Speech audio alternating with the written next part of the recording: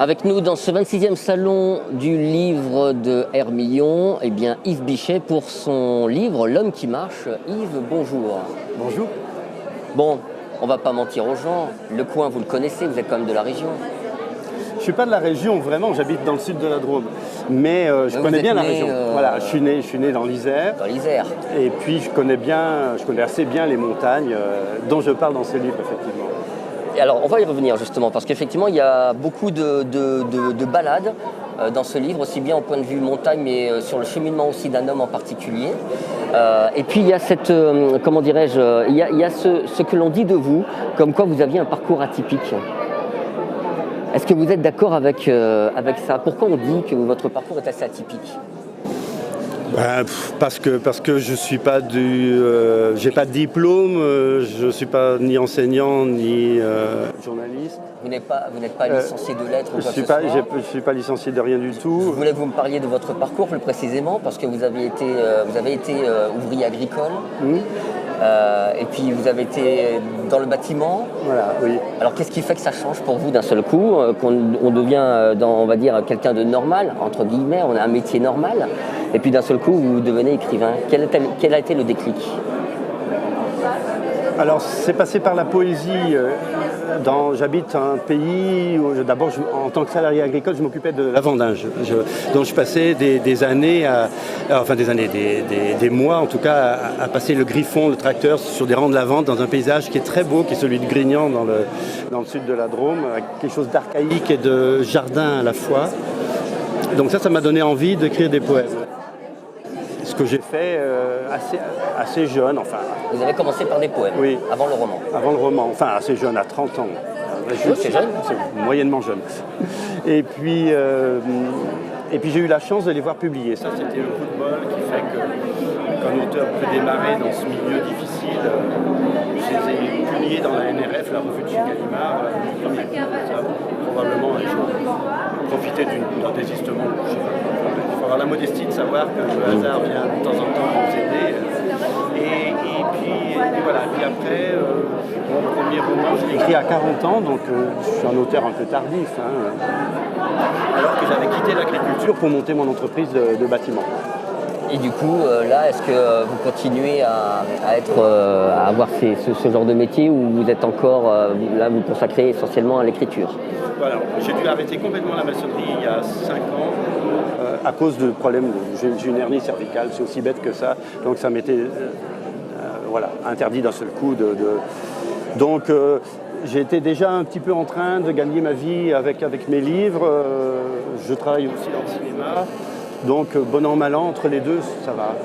Donc on peut donner un petit espoir à tous ceux qui ont, on va dire, une âme d'écrivain. En fait, c'est pas parce qu'on a dépassé la trentaine qu'on n'y arrivera pas. Je vais y arriver, moi, par contre. Ah oui. Moi, je pense que l'âge joue. Enfin, évidemment que si vous publiez un livre à 20 ans ou à 17 ans dont on parle, un premier roman, ça a un effet lanceur indéniable. Ça, c'est vrai. Donc, moi, j'ai pas profité de ça. Je suis atypique, je ne suis pas dans les milieux parisiens, ça dessert aussi, mais ça n'empêche pas mes livres d'être dans les prix littéraires. Totalement. Bon. Alors, est-ce que c'est justement pour combler aussi une certaine frustration de la vie, de se mettre à écrire? Ah non. On dit très souvent que l'écriture c'est aussi une sorte de thérapie. Est-ce que ça a été votre cas? Ah non, je dirais pas ça. Non, thérapie contre quoi? Lutter contre quelle maladie? Non, franchement, c'est un pari. Ce sont chaque fois des projets un peu fous. C'est très ambitieux. Ça demande énormément de travail d'écrire un livre, énormément. Enfin, tous les auteurs travaillent comme des fous. Mais une thérapie, pas pour moi, non. J'aime trop le quotidien. Je suis quelqu'un de plutôt optimiste et plutôt jouisseur. Donc, non, je ne crois pas avoir besoin de thérapie, en tout cas pas par l'écriture, je pense pas. Alors faites-nous rentrer un petit peu dans votre intimité d'écrivain. Vous êtes là devant votre feuille blanche. Alors maintenant, d'ailleurs, est-ce qu'on écrit encore à la main ou on écrit avec l'ordinateur? Alors moi, je ne peux plus écrire à la main parce qu'avec mes histoires de cervicales, c'est aussi bête que ça. Donc c'est l'ordinateur. Je ne peux plus baisser la tête. J'ai ce qu'on appelle une mobilité réduite, donc ordinateur. Alors vous êtes devant votre ordinateur, vous êtes devant une page vierge. Quelles sont vos sources d'inspiration? Comment vous la trouvez? C'est très variable, ça dépend des livres. Mon dernier, qui n'est pas là, qui s'appelle L'été contraire, qui vient juste de sortir, c'était parce que c'est un livre contre la morosité, c'est un livre anti-affliction. J'en avais marre de morosité. Je ne la vois pas, moi, la morosité, dans les milieux d'artisans que je côtoie. Je côtoie des gens qui aiment leur travail, qui adorent travailler, qui aiment les métiers. Ça ne veut pas dire que la vie est rose du tout. Hein. Ça veut dire qu'il y a un côté batailleur et frondeur français qu'on a tendance à oublier, donc ça m'énerve. Donc j'ai écrit un livre qui s'appelle L'été contraire et qui est vraiment un livre tonique et très libre. Et celui d'avant, L'homme qui marche, celui pour lequel vous m'interrogez, puisqu'il est en compétition. En compétition pour ce prix, là, ici à Hermillon, c'est tout à fait différent. Il y a un livre aussi qui a marqué une bonne étape dans votre carrière et qui a été porté au cinéma. Oui, c'est mon premier roman. Alors. Et qui a été en plus récompensé déjà dans un premier temps. Oui. Il a bien marché ce livre. Et le cinéma, et le film aussi. Hein. On était allé à Cannes avec ce... C'était en quelle année ? Alors le livre c'est en 1994, c'était mon premier roman. Et le film il est sorti en 2007 ou 2008. Il a été réalisé par Sébastien Jodot. C'était mon premier roman, donc c'est un premier film. Alors qu'est-ce qui a attiré chez ce réalisateur de vouloir mettre en scène un livre d'un auteur complètement inconnu, tardif, hein, puisque c'est ce que vous nous avez dit, et de se dire mais celui-là, voilà, je veux le faire en film. Pourquoi quand il est venu vous voir pour parler de ça, de ce projet, qu'est-ce qu'il vous a dit en fait ? Alors complètement inconnu, c'est pas exactement le cas. C'est-à-dire qu'en fait, on a beaucoup parlé de la part animale. Il a été très médiatisé, donc il savait quand même l'écho que le livre avait eu dans la presse. Bon, le sujet est tellement particulier, je pense que c'est quelqu'un des villes. Moi, je ne suis pas quelqu'un des villes. Et il a été fasciné, je pense. C'est l'histoire d'un garçon qui masturbe des dindons et qui insémine des dindes. C'est l'histoire d'un branleur de dindons. Donc c'est quand même un métier très particulier que moi j'ai connu parce que j'ai travaillé dans le domaine. C'est très spécial, c'est un peu pour ça d'ailleurs qu'on en a beaucoup parlé, y compris du film. Donc je pense qu'il était juste fasciné par le monde avicole, le monde de l'industrie animalière. Il découvrait tellement de choses. Il ne faut pas oublier que les dindons, ce sont des oiseaux, hein, c'est pas des mammifères. Donc la masturbation et l'assimilation prend une toute autre allure que dans les choses qui sont bien, qu'on connaît parfaitement, que sont les étalons, les chevaux, les taureaux. Donc voilà, c'est pas un livre non plus animalier, hein, du tout. Mais c'est un roman dans un contexte singulier qui a eu un effet coup de poing parce que les gens des villes qui ne connaissent pas ce milieu découvraient des pratiques qui sont maintenant d'ailleurs complètement généralisées. Alors comment on le ressent personnellement ? On se dit, mon Dieu, mais mon livre là, il va être porté au cinéma. Alors j'ai participé au scénario, hein. On m'a demandé si je voulais être scénariste, donc j'ai participé à toute l'élaboration tout le projet, y compris un peu au casting. Oui, c'est des belles expériences. C'est une superbe expérience. C'est des très belles. Et puis alors, le casting est formidable. Harel Strup, en branleur en chef, en paysan comme ça, il est formidable. Bougon, il allait se faire opérer de la hanche, donc on le voit dans l'élevage, et au milieu des dindons, il avec sa canne, mais il avait vraiment mal de partout, et il était batailleur, il était généreux, formidable. Il y a une très belle distribution. Inutile que je vous demande, c'était ma question suivante, mais inutile que je vous demande si vous étiez satisfait du résultat. Apparemment, je pense que oui. Oui, c'est un film étrange, hein. Il a été ressenti comme tel, il est plus radical que le livre, encore. Donc voilà, le sujet est déjà bizarre. À Cannes, je vous dis pas, avec les gens tout bien habillés, les dindons. Vous avez fait la montée des marches ? Ah bah oui. Avec des dindons ou sans ? Non, c'était pour la petite histoire. Bon, on va parler maintenant de ce livre qui est la sélection du prix Rosine Perrier 2015 avec L'homme qui marche, où dedans vous parlez de la plus belle frontière du monde. C'est quoi ? Elle est où cette plus belle frontière du monde, à votre sens ? C'est-à-dire parce qu'effectivement ça se passe sur la frontière italienne et même franco-italienne et on est vraiment à la limite de la Savoie et des Hautes-Alpes. Exactement. Donc on se retrouve avec un homme, donc, comme son nom l'indique, qui marche, mais il ne marche pas pour rien. Il marche parce que c'est un peu comme si c'était un pèlerin, sauf qu'il n'est pas sur les chemins de Compostelle. Oui, voilà. Il oublie, il lui arrive quelque chose dans sa vie. Il s'est fait larguer par sa femme, mais plutôt que de plonger dans la déprime ou dans le Prozac ou je ne sais quoi, il décide d'aller marcher. Au début, il le fait comme ça, parce que ça lui fait du bien, juste ça. Et puis, ça devient une sorte de rituel. Il arpente ce bout de frontière entre l'Italie et la France, sans jamais traverser la frontière. Et voilà, il a une sorte de face-à-face, de vis-à-vis avec la beauté du monde, tout simplement. Et ça le nourrit, ça lui apporte une forme de sagesse, on peut dire, de calme, de sérénité. De grands moments de réflexion. En même temps. Et de rencontre. Et voilà, et alors il redescend dans la ville, et en même temps, quand il redescend dans la ville, il tombe sur... après, la beauté du monde, c'est un peu la laideur de l'humanité à laquelle il va être confronté, mais avec sa manière empathique, ou généreuse, ou compassionnelle de regarder ce qui va se passer. C'est l'histoire d'un vis-à-vis avec le côté archaïque qu'on a en nous-mêmes. Nous sommes tous des marcheurs. On est des sédentaires que de façon relativement récente. Avant, on ne faisait que marcher. Donc il réhabilite cette activité, mais de façon très modeste, sur une frontière dans laquelle il n'y a pas des foules de touristes, parce qu'ils ne montent pas sur le Mont Blanc. Et voilà. Ce sont des endroits que vous avez foulés, vous aussi ? Oui. C'est pour ça que vous arrivez à le mettre bien en situation, à parler, vous inspirer du paysage ? Oui, je pense qu'on peut difficilement parler de lieux pareils sans bien les connaître. Oui, je les connais, je les connais bien. Alors pourquoi justement choisir ce lieu pour une aventure plutôt que dans une ville ? Parce qu'au final, dans une ville, on y retrouve aussi beaucoup de malheurs des autres, aussi de gens qui se retrouvent dans des situations où ils ont besoin de se remettre en cause. Ils sont peut-être même moins seuls. Ou peut-être plus seul d'habitude. Peut-être plus seul. On ne sait pas trop finalement. Alors pourquoi se mettre dans la montagne avec quelqu'un, un héros, dans ce paysage magnifique, il faut dire ce qui est. Mais parce que je pense que quand on est confronté à notre côté archaïque et au côté primitif d'un paysage, longuement, il le fait pendant des jours et des jours, eh bien ça change quelque chose. Ça change profondément quelque chose.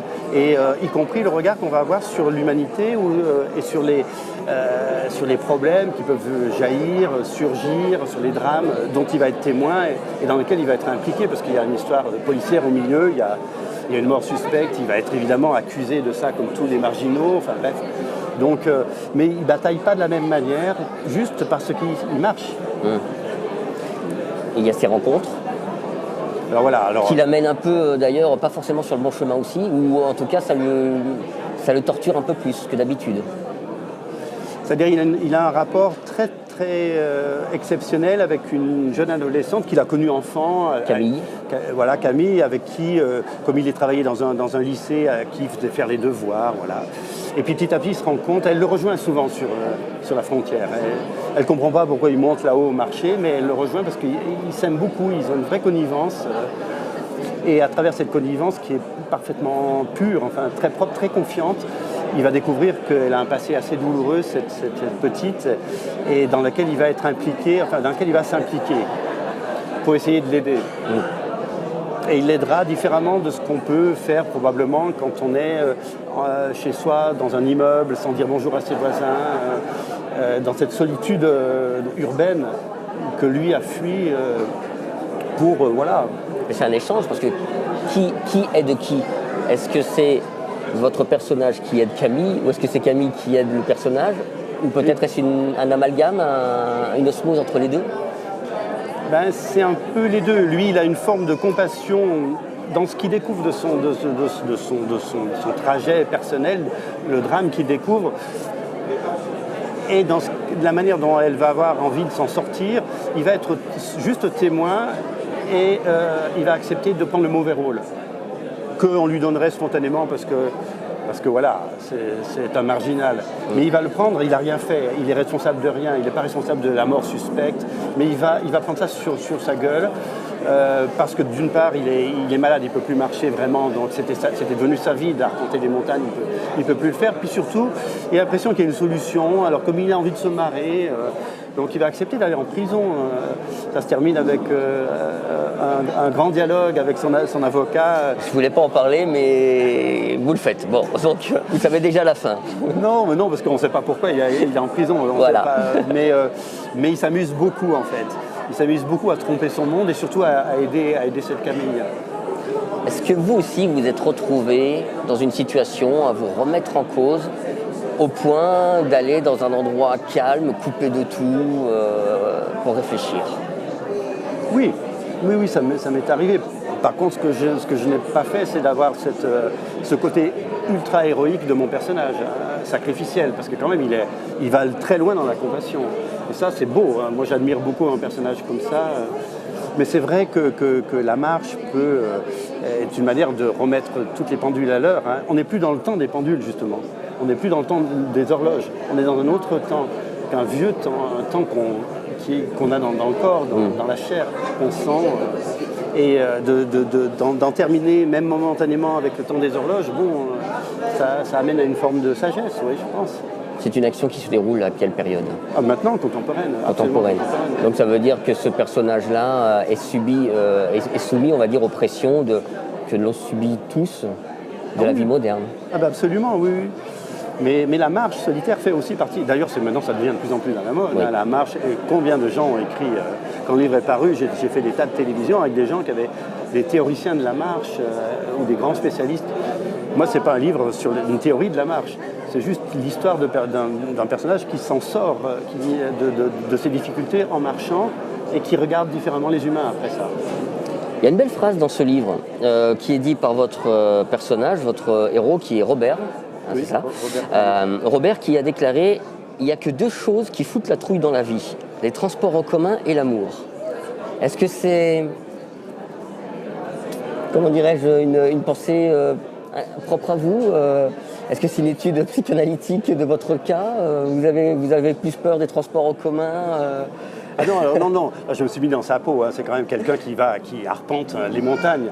Et le transport en commun, avec la foule, avec un air irrespirable, ça lui fait très peur.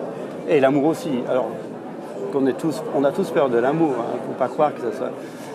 Enfin, on est tous totalement fascinés, attirés et investis et plongés dans le phénomène amoureux. Et en même temps, si c'était simple, on ne serait pas en vie, on serait des animaux à se monter dessus. Donc il y a une partie... Puis lui, c'est un peu heureux quand même. Pas à la fin du livre, mais au début, il est un peu en crainte de tout. Donc il a peur de l'amour, il a peur du désir. Mais c'est bien d'avoir peur du désir en même temps. De ne pas prendre ça comme une sorte de droit. Et vous avez peur de quoi? Dans l'amour? Peut-être. Est-ce que, à vous de me le dire, vous avez peur de l'amour, des transports en commun, du désir Dans les transports en commun, je n'ai pas peur du tout, je les prends tout le temps. J'ai écrit un livre, mon premier livre, La part animale, parle de l'animalité. J'ai peur de la bestialité. Je trouve que l'animalité est quelque chose de fascinant, c'est-à-dire tout ce qui est instinctif en nous et qu'on ne maîtrise pas, que la tête, que le cerveau ne contraint pas. Ça, je trouve ça fascinant et très intéressant. Par contre, la bestialité, qui est une déviance de l'animalité, qui est une perversion de l'animalité, me fait très peur. Quelle leçon vous aimeriez qu'on garde de ce livre? Parce qu'au final, c'est un livre qui est très positif. Oui. Ça se termine plutôt bien, on va le dire comme ça, pour lui, en tout cas pour le héros, avec un autre cheminement. Il part, il commence sa promenade, il ne sait pas où il va. À la fin, il sait où il va, il en sait un peu plus sur lui-même et il assume tout en plus. Oui. Donc, quelle est la leçon que vous aimeriez qu'on en retire, nous, lecteurs? Qu'on peut avoir une forme de compassion, parce que c'est ça qu'il se passe. Ce qu'il découvre est tellement moche.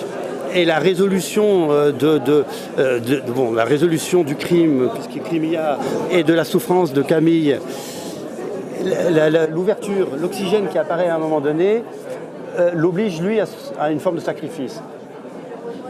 Alors, je ne sais pas ce que c'est que le sacrifice, je ne crois pas que je sois sacrificiel, mais il y a des tas de gens, les résistants dans la dernière guerre, actuellement dans tous les pays du Maghreb, les gamins se sacrifient. Enfin, à partir d'un moment donné, sa propre vie humaine devient un enjeu faible, un peu comme ça.